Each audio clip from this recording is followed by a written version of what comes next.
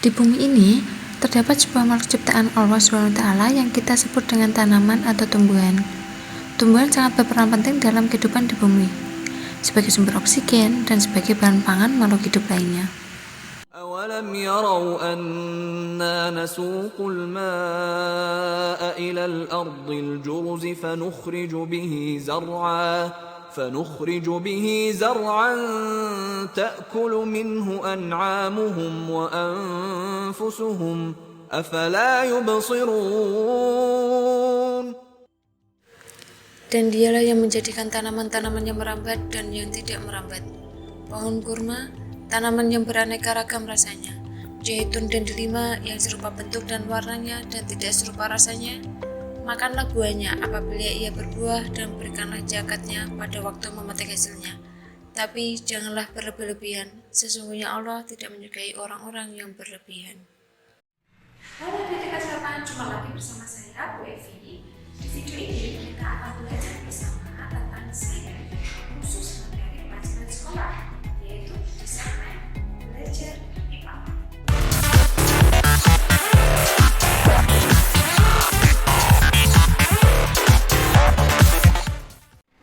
Sebelum kita belajar, mari kita berdoa terlebih dahulu dengan bacaan basmalah bersama-sama. Bismillahirrahmanirrahim. Jangan lupa setelah mempelajari materi ini, komen di kolom komentar nama kamu, nomor absen, dan kelas kamu. Pada kesempatan kali ini kita akan mempelajari tentang struktur dan fungsi tumbuh-tumbuhan. Selain kita mempelajarinya secara pengetahuan setnya, kita akan mengkajinya berdasarkan kajian dalam Al-Quran. Setelah melihat video ini, diharapkan kamu dapat menguasai kompetensi ini, dan ini. Tumbuhan memiliki 3 organ utama, yaitu akar, batang, dan daun. Selain tersebut, tanaman juga memiliki bunga sebagai alat perkembangbiakan. Dalam video ini, kita akan membahas keempat bagian-bagian tumbuhan tersebut. Sebagaimana yang telah disebutkan dalam Al-Quran Surah Al-An'am ayat 99, وهو الذي أنزل من السماء ماء فأخرجنا به نبات كل شيء فأخرجنا منه خضرا نخرج منه حبا متراكبا ومن النخل من طلعها قنوان دانية وجنات من أعناب والزيتون والرمان مشتبها وغير متشابه انظروا إلى ثمره إذا أثمر وينعه إن في ذلكم لآيات لقوم يؤمنون. dan dialah yang menurunkan air dari langit. Lalu kami tumbuhkan dengan air itu segala macam tumbuh-tumbuhan.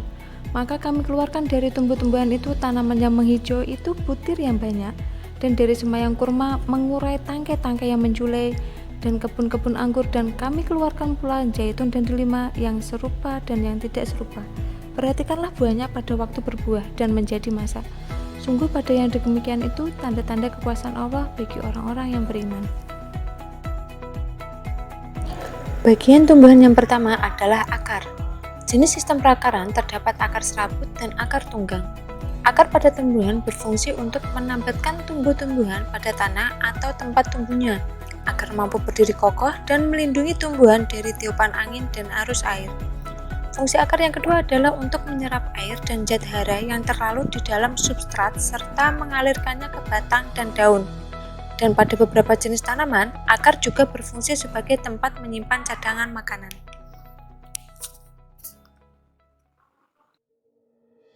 Struktur anatomi akar memiliki susunan berturut-turut, yaitu tudung akar, epidermis, kortek, endodermis, dan stele atau silinder pusat. Fungsi bagian-bagian akar adalah: 1. Tudung akar berfungsi melindungi promeristem dan membantu penetrasi akar ke dalam tanah. 2. Epidermis. Epidermis berfungsi sebagai pelindung bagi akar. Sel-sel epidermis di dekat ujung akar berkembang menjadi rambut-rambut akar untuk absorpsi. 3. Kortek Korteks tersusun atas sel parenkim, klorenkim, dan sklerenkim. Susunan sel tidak rapat sehingga mempunyai banyak ruang antar sel untuk pertukaran zat. Korteks berfungsi juga sebagai tempat cadangan makanan. Keempat, endodermis. Endodermis tersusun atas satu lapis sel yang menjadi pembatas antara korteks dan silinder pusat. Pada endodermis terdapat pita Kaspari yang berfungsi sebagai pengatur jalannya larutan yang diserap dari tanah masuk ke silinder pusat. Yang kelima, stele atau silinder pusat. Stele terdiri atas jaringan berkas-berkas pembuluh pengangkut dan jaringan lainnya. Jaringan pengangkut terdapat xilem dan phloem. Xilem atau pembuluh kayu merupakan pengangkutan air dan garam-garam mineral dari tanah menuju ke batang. Phloem atau pembuluh tapis pengangkutan zat-zat makanan hasil fotosintesis dari daun ke seluruh tubuh tumbuhan. Bagian tumbuhan yang termasuk batang meliputi cabang, ranting, dan leher akar. Pada ujung batang terdapat tempat pembelahan sel yang disebut tunas apikal yang membuat tumbuhan bisa bertumbuh dengan tinggi, dan tunas lateral yang menyebabkan tumbuhan membesar. Fungsi batang yaitu sebagai penghubung antara akar dengan daun dan tempat melekatnya daun, bunga, dan buah. Batang berfungsi mengarahkan tumbuhan supaya mendapatkan cahaya matahari yang cukup sehingga dapat melakukan fotosintesis dengan maksimal. Batang juga berfungsi sebagai sistem pengangkutan, yaitu menyalurkan air serta garam atau mineral dari akar ke daun melalui pembuluh xilem, dan juga menyalurkan zat makanan hasil fotosintesis dari daun ke seluruh organ tumbuhan melalui pembuluh phloem. Pengangkutan yang seperti ini disebut dengan pengangkutan intravasikuler, yaitu pengangkutan melalui berkas-berkas pembuluh angkut.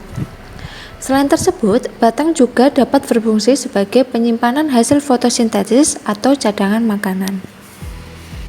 Struktur anatomi batang sama dengan akar, yaitu epidermis, korteks, endodermis, dan stele atau silinder pusat.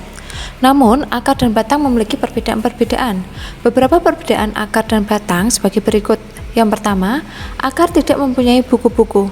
Batang memiliki buku-buku sebagai tempat tumbuhnya daun.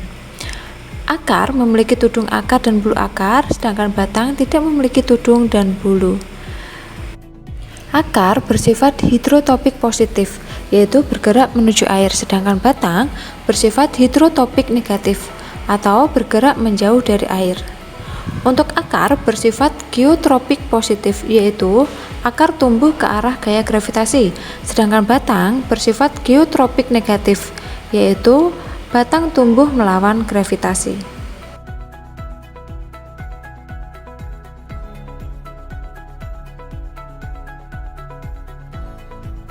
Pada umumnya, tumbuhan memiliki daun yang berwarna hijau. Fungsi daun yaitu sebagai tempat berlangsungnya fotosintesis. Tiap-tiap tumbuhan memiliki bentuk daun yang berbeda-beda. Ada yang bulat, panjang, lancip seperti hati ataupun duri. Walaupun berbeda, secara umum memiliki struktur anatomi yang sama. Struktur daun meliputi epidermis, mesofil, pembuluh palisade atau jaringan tian, jaringan spon. Pada tahun 1941, Ade Glass dalam penelitiannya mengungkapkan bahwa bagian tumbuhan yang bertanggung jawab dalam proses fotosintesis adalah kloroplas atau substansi hijau. Di dalam kloroplas terdapat tilakoid dan di dalamnya terdapat klorofil. Tilakoid adalah pemberi warna hijau pada daun, dan klorofil adalah sumber penghasil hijau yang dapat mengubah dan menyimpan energi matahari, air, dan mineral menjadi bahan organik hasil fotosintesis. Dalam surah Al-An'am ayat 99, tafsir Al-Quran berdasarkan Kementerian Agama, pabrik hijau ini yang oleh ahli botani disebut dengan kloroplas.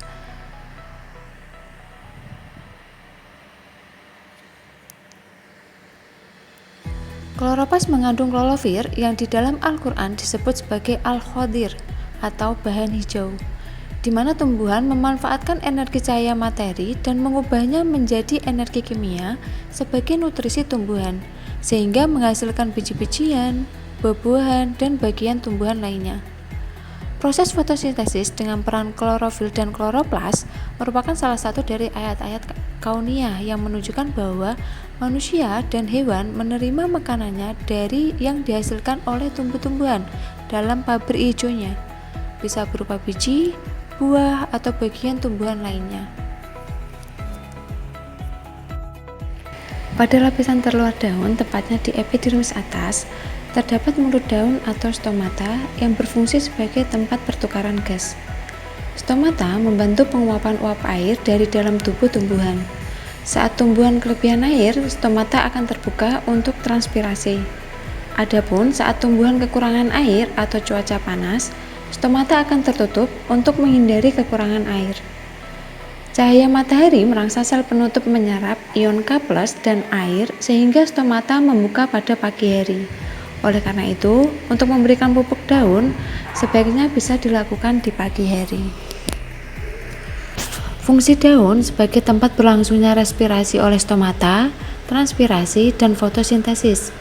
Hasil dari fotosintesis akan diedarkan ke seluruh tubuh melalui jaringan floem.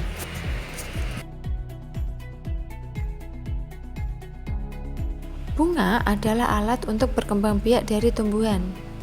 Di dalam bunga terdapat alat-alat reproduksi yaitu benang sari sebagai alat kelamin jantan dan putik sebagai alat kelamin betina. Bunga yang memiliki putik saja disebut bunga betina, bunga yang memiliki benang sari saja disebut bunga jantan, bunga yang memiliki keduanya disebut hermaprodit. Struktur bunga terdiri dari kelopak bunga atau kalik,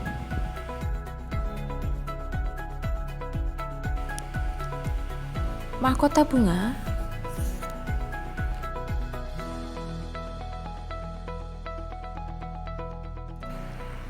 putik atau stilus,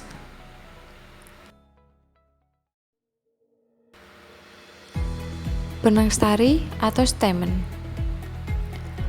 Bunga yang mengalami proses penyerbukan dan selanjutnya terjadi pembuahan akan mengakibatkan bakal buah menjadi buah dan bakal biji menjadi biji. Dengan biji tersebut terbentuklah tanaman baru. Sebagaimana surah An-Naba ayat 15, untuk kami tumbuhkan dengan air itu biji-bijian dan tanam-tanaman. Pada saat buah matang, buah pecah atau merekah, sehingga membebaskan biji-biji yang ada di dalamnya. Setelah salah satu di antara biji-biji tersebut bersemi, lembaganya tumbuh menjadi sebatang tumbuhan baru. Biji dapat tumbuh dengan mengambil cadangan makanan yang tersimpan di dalam endosperm atau kontiledon. Biji tersusun atas kulit biji, keping biji, dan embrio. Setelah kalian mengetahui bagaimana tumbuhan, mulai dari tumbuh, berkembang, dan beraktivitas untuk hidup, kalian dapat bersikap dan berperilaku kepada tumbuhan sebagaimana sesama makhluk hidup. Kalian dapat merawat, melakukan budidaya, dan atau setidaknya tidak merusak tumbuhan. Sebagaimana dalam video, bagian batang dibakar sebagai tempat pembakaran sampah. Hal ini kita temukan di sekitar kita. Lantas bagaimana mereka dapat melangsungkan hidup jika terdapat bagian dari organ mereka tidak sempurna? Selain itu, kalian dapat mempelajari lebih dalam terkait pengetahuan-pengetahuan yang telah tertuang dalam Al-Quran dan menerapkannya dalam kehidupan sehari-hari. Jadilah peduli terhadap sesama makhluk hidup. Jadilah peduli terhadap lingkungan berdasarkan iman dan takwa.